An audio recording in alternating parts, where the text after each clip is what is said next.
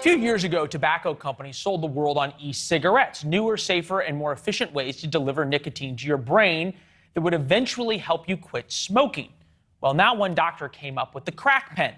Rather than smoking cocaine, normally one could inhale the vapor like an e-cigarette. Dr. Fabian Steinmetz invented the crack pen. He works out of Germany. Joins us now. Thanks for staying up late, 2 a.m. there. This is your baby. Why should it be legal?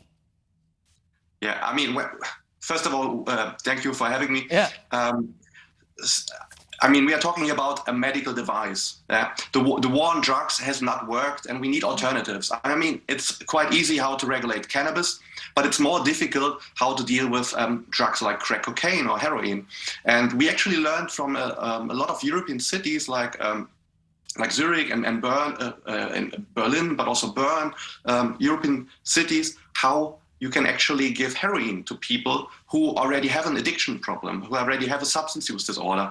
And by pharma-grade drugs, we actually decrease a lot of risks. And then we actually thought about how can we do something similar for crack cocaine, which has a very very short duration. And then we came up with this type of e-cigarette. But so far it's only a concept for a medical device. So nothing I'm developing in my garage and nothing I use or sell.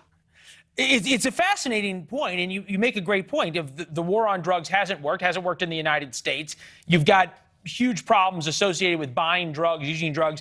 Benefits of the crack pens will not contain potentially harmful compounds, only contain crack and the vape juice, some kind of cocaine, will contain a specific dose, number of hits, and as you point out, available through a doctor's office. I got to say, though, OxyContin was available through a doctor's office, and that then created huge problems here in America, in Europe as well. How does the crack pen not do the same thing? Yeah, that's a very good question. And it's actually very complex if you analyze the opioid crisis in the US or also in Canada. And there are two sides. And the media very often only reports the one side. I mean, the one where pharma sales reps are basically lying to physicians and then they prescribe OxyContin instead of aspirin and ibuprofen, etc. This is one part of the truth. But the other part is prohibition.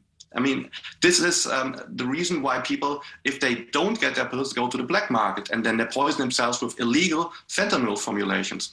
And maybe for the US, if you would like to launch such a product, you would need some extra rules. For example, I don't see a point for prescription drug advertisement in TV. This is something in Europe rather uncommon, and I definitely would not like anyone to advertise for any psychoactive substances at all. Yeah, I'm probably not going out on a limb here to think that you wouldn't really have to advertise this. If for a certain population you offered legal cocaine, people would find you in that case. But you sort of are also looking both at the way that Zurich and other cities have dealt with drugs, but then there's this argument about the way people have been trying to quit smoking cigarettes.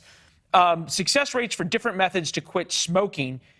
E-cigarettes is only at 13%. The patch and nicotine gum are north of 20%. And obviously quitting cold turkey is only 5%. Would it not be better to find a way to sort of give people not the exact same high? If you're handing them cocaine and vape juice, it just feels like people are going to use more cocaine. Why wouldn't they use more cocaine?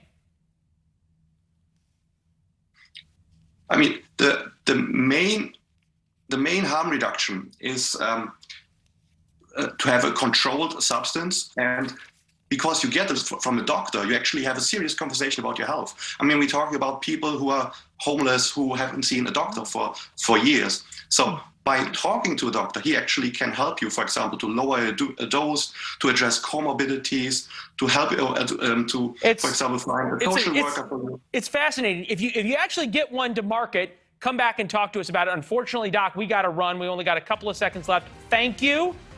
Thanks for being with us this week. We'll see you on Monday. Dan's next.